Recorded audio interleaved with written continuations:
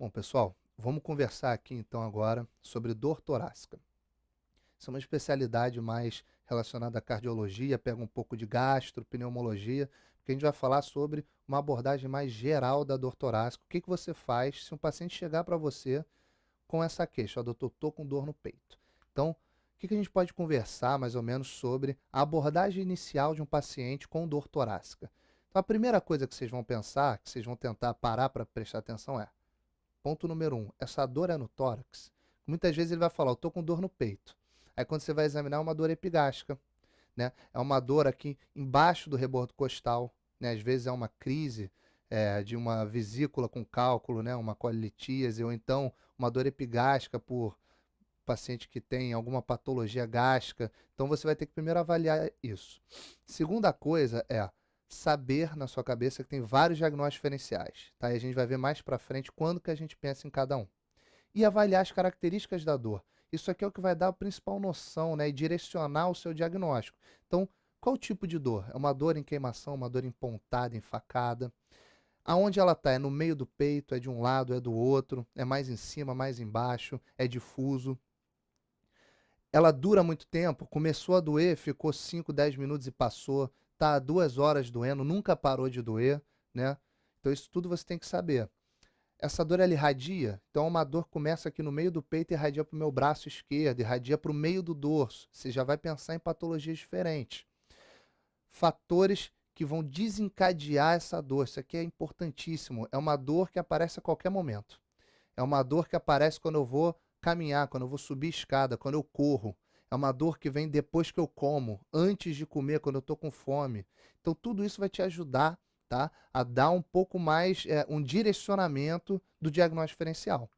Só que a primeira coisa que você vai pensar é sempre a síndrome coronariana aguda. É muito comum. Por quê? Porque ela é grave, ela mata e ela tem tratamento.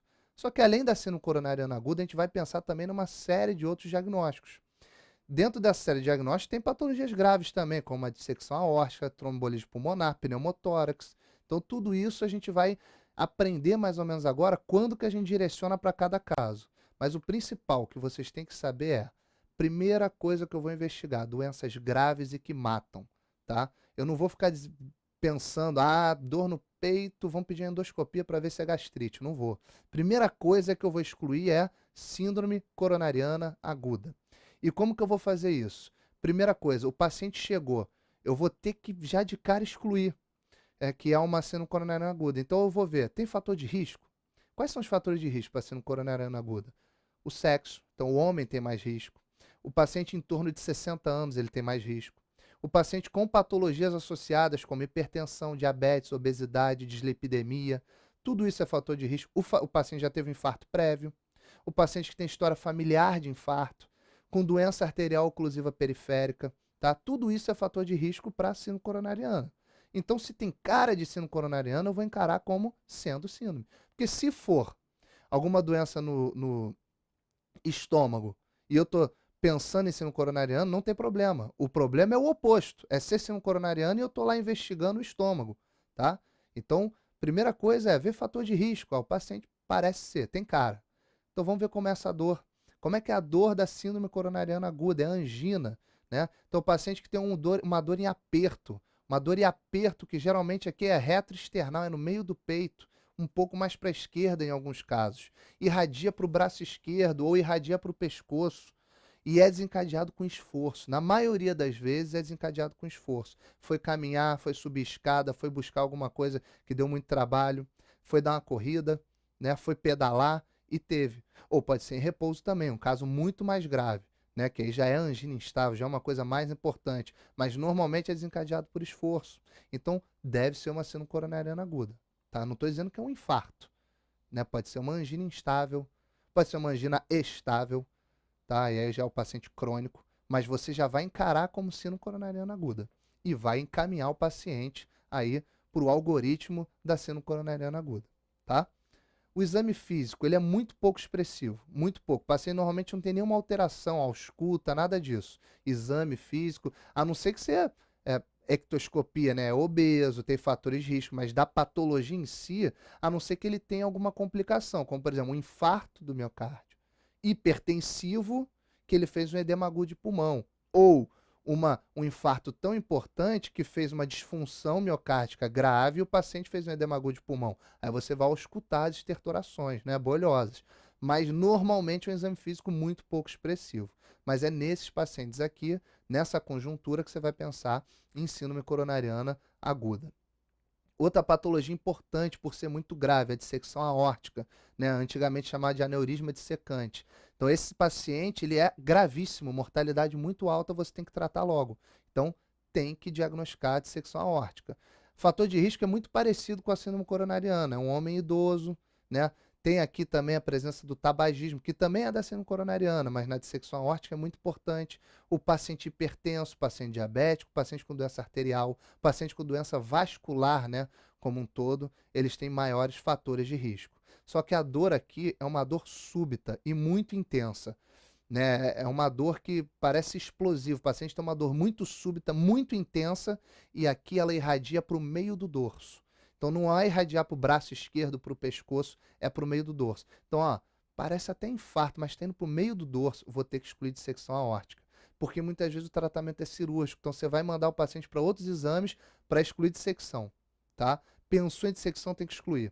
Mesmo que você ache que pode ser também uma síndrome coronariana, exclui primeiro a dissecção. A mortalidade é maior, o paciente pode precisar de um tratamento cirúrgico, você tem que diagnosticar logo, tá?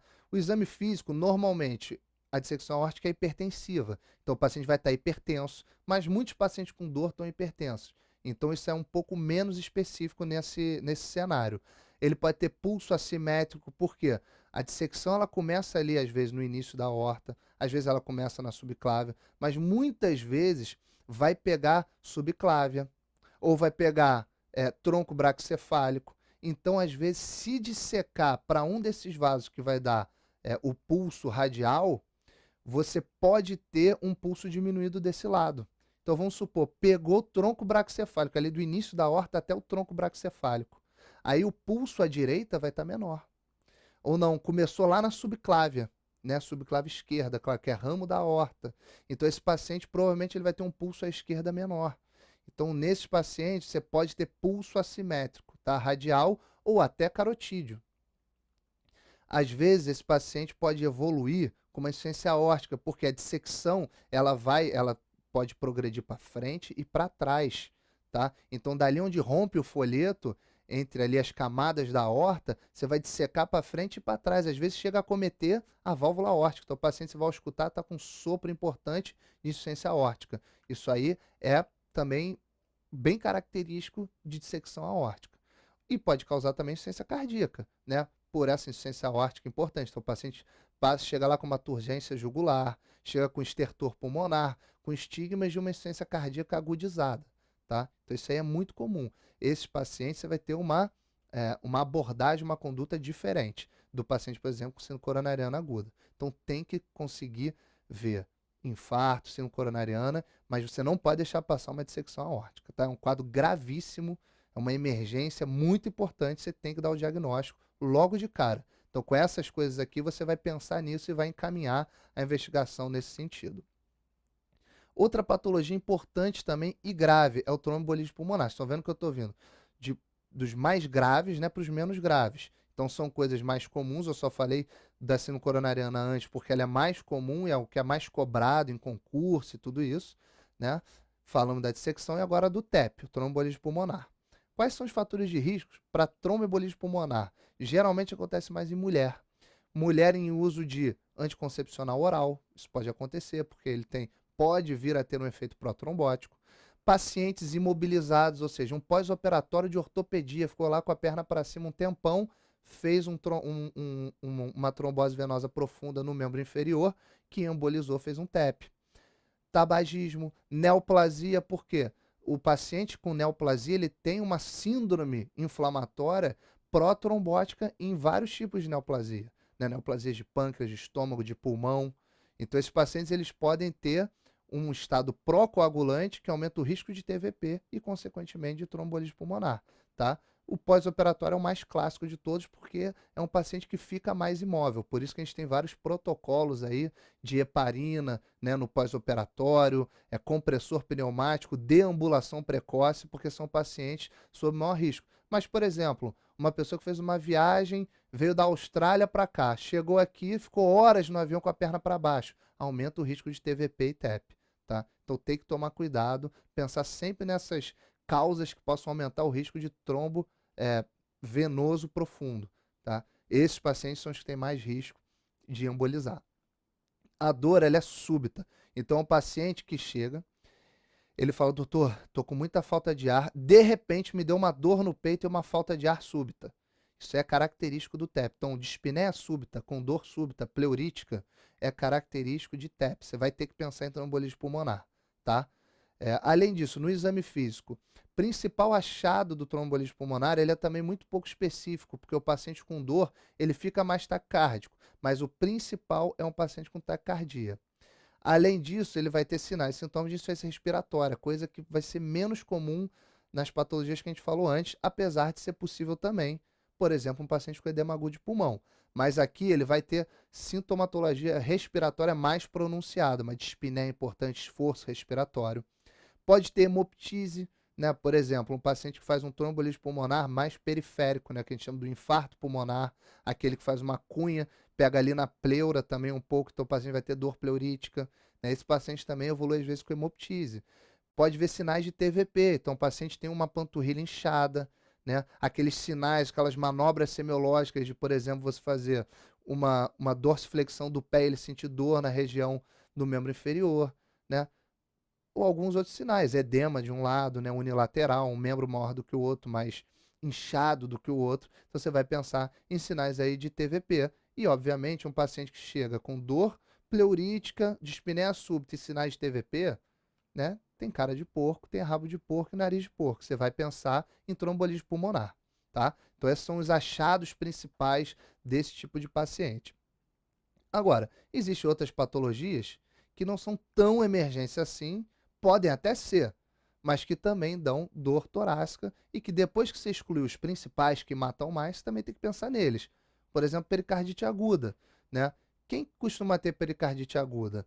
É uma doença que é viral, tá? É uma infecção viral que causa pericardite aguda. Então, um homem jovem, o mais comum é no homem jovem. Ele tem uma infecção recente, por exemplo, uma infecção de viária superior recente. Ah, doutor, estava gripado aí semana passada, agora estou com uma dor aqui no peito meio esquisita. Quando eu respiro piora, por quê? Tem dor pleurítica, né? Tem associação. O pericárdio ele está em íntima relação com a pleura, né? Então, ali, quando o paciente respira, mexe tudo ali, o paciente sente dor.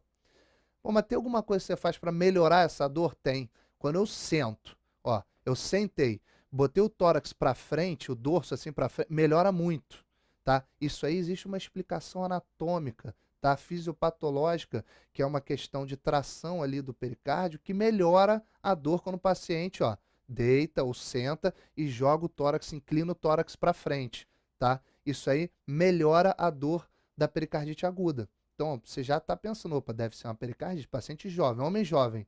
O resto é muito improvável, né? As outras patologias. Ele fez uma infecção de viária recente. Pode ser uma pericardite? Pode. Aí você vai examinar. Normalmente, pericardite aguda, principalmente quando ela é mais restritiva, está impedindo o enchimento e esvaziamento do coração, evolui com taquicardia compensatória. O paciente pode ter o que você escuta ali, um atrito pericárdico, é um barulhinho que dá, só que é mais difícil de ouvir porque ele vai estar taquicárdico, mas é um barulhinho de atrito do pericárdio quando o coração bate. Uma congestão pulmonar, tá? Porque você impede o retorno venoso do pulmão para o coração, você fecha os vasos da base com a pericardite muitas vezes. Então, às vezes, esse paciente ele não consegue jogar o sangue para frente, o sangue vai se acumulando para trás e ele pode ter algum grau de congestão pulmonar, assim como pode ter turgência jugular e tudo isso, né? Todas as patologias restritivas do coração podem causar turgência jugular, né? Edema de pulmão. Então, você vai pensar em pericardite aguda nesse paciente, tá? Depois de excluir o que é grave e o que mata, uma das patologias que você tem que pensar nessas situações é a pericardite aguda, tá? Beleza. Existem outras doenças? Com certeza, saindo um pouco do coração e do pulmão, espasmo esofagiano, tá? Então, paciente com fator de risco para espasmo esofagiano é uma mulher, tá? É uma mulher que não tem comorbidade. Pode ser homem? Pode, mas normalmente é mulher. Sem comorbidade, não é hipertensa, diabética, nada disso. Não tem fator de risco cardiovascular. E ela tem uma dor retroesternal, muito parecido com síndrome coronariana aguda. associada à disfagia. Então, às vezes, ela vai comer, sente dor, sente essa dor quando o alimento passa ali pelo esôfago. Você tem um espasmo do esôfago, tá? Normalmente é um problema crônico, o paciente tem um pouco de refluxo, ele sente uma dor ali quando come, e aí, de repente, ele começa a ter uma dor torácica muito intensa. Aquele esôfago que já é doente faz um espasmo, tá? E o que que complica? Por que que você confunde com síndrome coronariana? Porque assim como a síndrome coronariana, o espasmo esofagiano, ele melhora com nitrato, porque o nitrato também vai promover relaxamento da musculatura esofagiana e vai diminuir o espasmo. Então o seu paciente vai melhorar com nitrato, igual o paciente da síndrome coronariana. Tá? Então, ó, tá com dor no peito, melhorou com nitrato, é infarto. Não, pode ser espasmo ainda. Então você tem que ver os fatores de risco. É uma mulher jovem, sem comorbidade, sem risco cardiovascular, sem história na família, você já não vai mandar essa mulher para um cateterismo, não vai mandar, você vai fazer um eletro, vai excluir um pouco, né? Vai colher sangue, vai tudo isso, mas pensa, ó, talvez não seja infarto, né? Talvez não seja uma síndrome coronariana. Vamos pensar também em espasmo esofagiano, tá? E o exame físico ele é totalmente normal, tá? Então, no espasmo esofagiano você não vai achar nada quando examinar o paciente. Outra patologia que também é muito associada à dor torácica e que complica muito a nossa vida, porque a gente já fica com medo do paciente estar infartando, é a costocondrite aguda. Ou seja, ali na região onde a costela se insere no externo, naquela relação ali costocondral, na região onde você tem um pouco mais de cartilagem ali, pode existir uma inflamação, tá? E essa inflamação causa dor torácica, que pode ser em todos esses pontos onde você tem a relação entre externo e costela. Então, geralmente, uma mulher jovem também. E muitas vezes associado a outras doenças psiquiátricas. Então, a paciente tem pontos de dor costocondral, mas que também é depressiva, tá? Também tem alguma outra patologia psiquiátrica. Então, é muito comum, o paciente já faz uso de antidepressivo, já faz uso de outras medicações, né? E também é uma paciente sem fator de risco cardiovascular. Então, é uma paciente, às vezes, jovem ou meia idade, tá? Não necessariamente, mas não é uma obesa, dislipidêmica, senão você vai ter que pensar na síndrome coronariana. Geralmente, aqui na costocondrite, é uma mulher jovem, tá? Com doenças psiquiátricas associadas, mas não é obrigatório, pode ser também uma pessoa sem doença psiquiátrica, sem nada, mas você pensa nisso quando o paciente não tem nenhum fator de risco cardiovascular e está com uma dor bem ali na região costocondral. Qual é a característica da dor? Essa dor, ela acontece quando o paciente faz uma palpação da região. Então, parado, às vezes ele nem sente muito, mas mexeu, respirou muito intensamente, sente dor. Por quê? Porque está mexendo ali a articulação costocondral, tá? A relação do externo com a costela. O exame físico ele é normal, tá? A única coisa do exame físico que você vai ver é quando você palpa ali na região entre a articulação do externo e a costela, bem na região ali da costocondrite, você palpou, o paciente sente dor, tá? Então aí você vai pensar em costocondrite aguda, obviamente depois de excluir todas aquelas outras patologias.